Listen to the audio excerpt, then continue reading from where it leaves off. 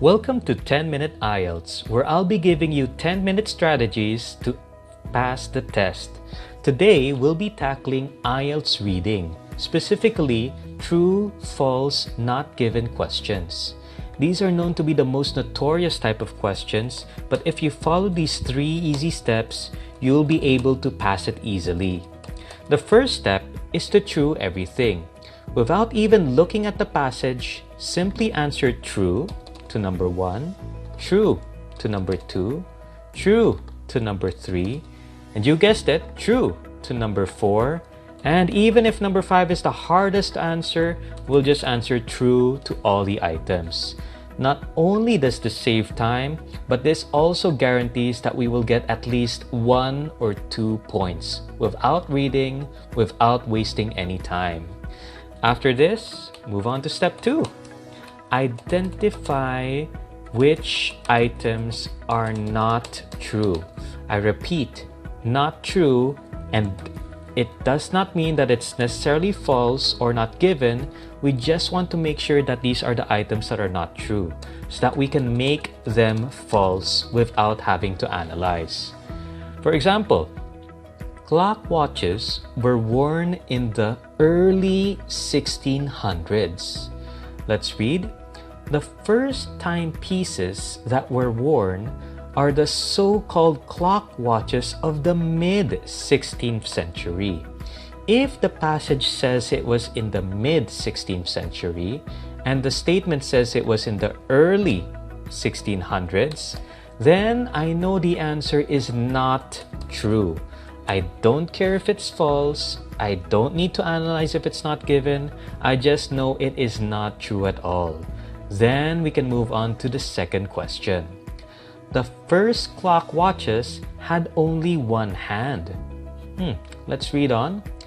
They were made almost completely from brass and were not round but cylindrical in shape with a hinged metal cover instead of a glass face.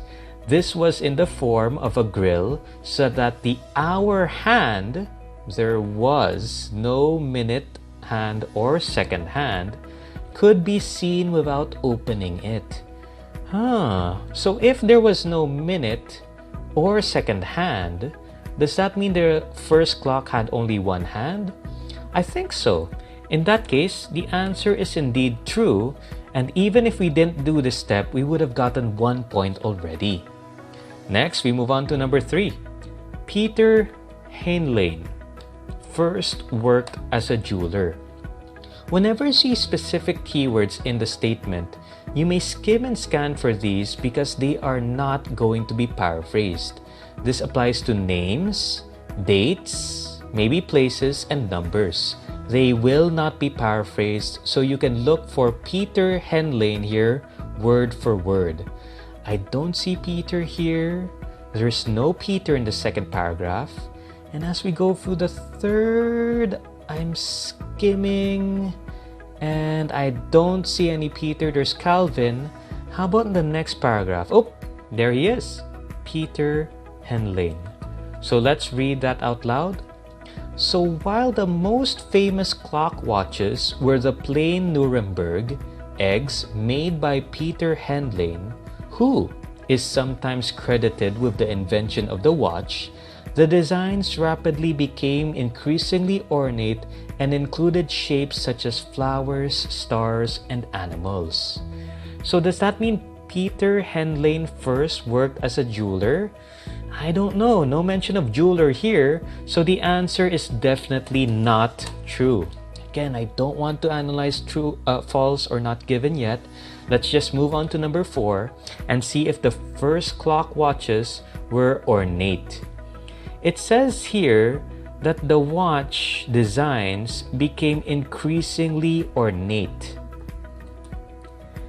and that the first famous watches were plain. If the first watches were plain and then they later became increasingly ornate, does that mean that the first clock watches were already ornate? I don't think so. So the answer is definitely not true again.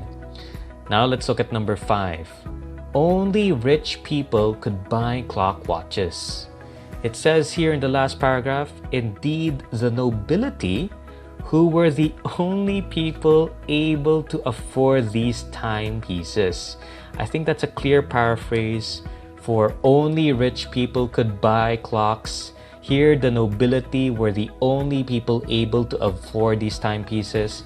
It seems as clear as day that the answer is indeed true.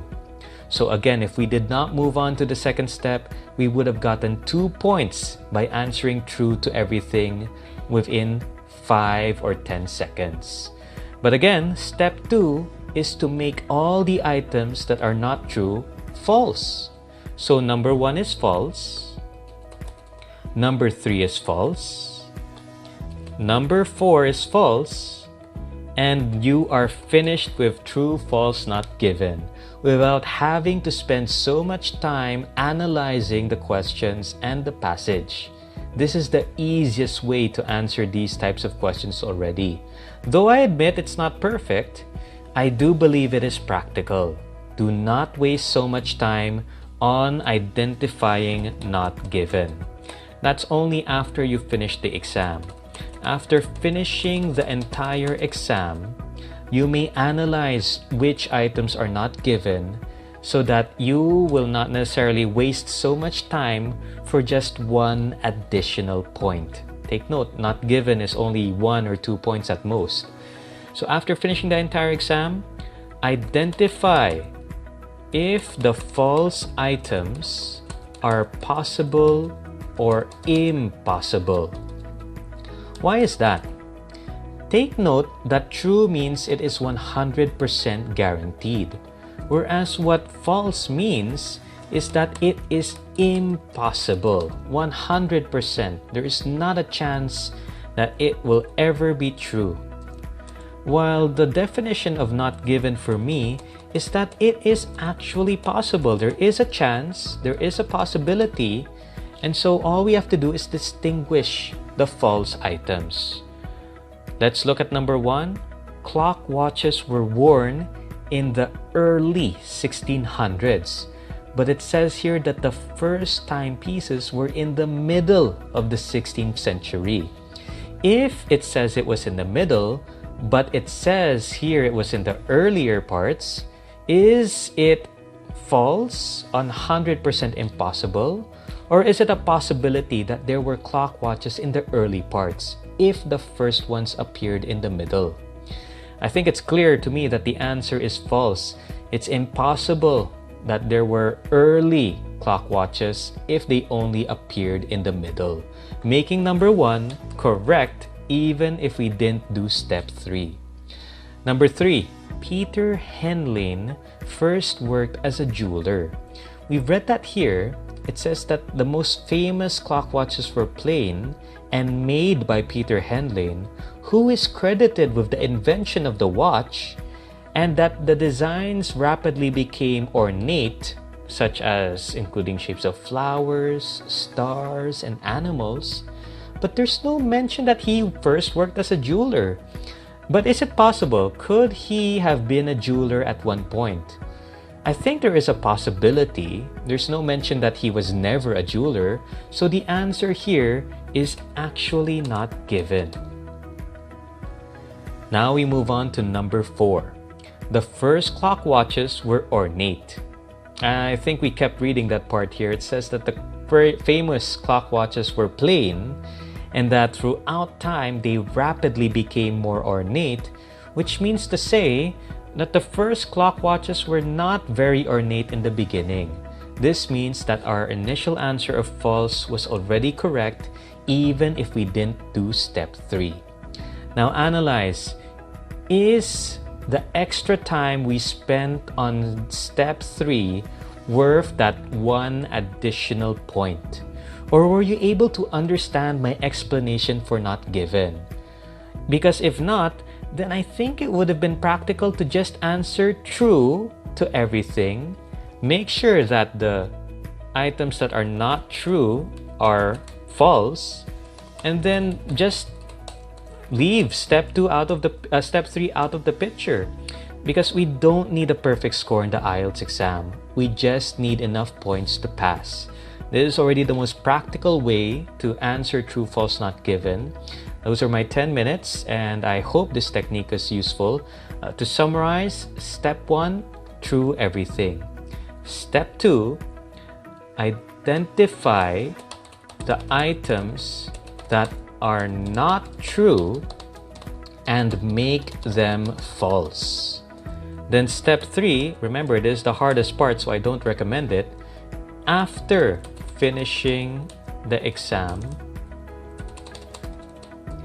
you can identify if the false items are possible or impossible.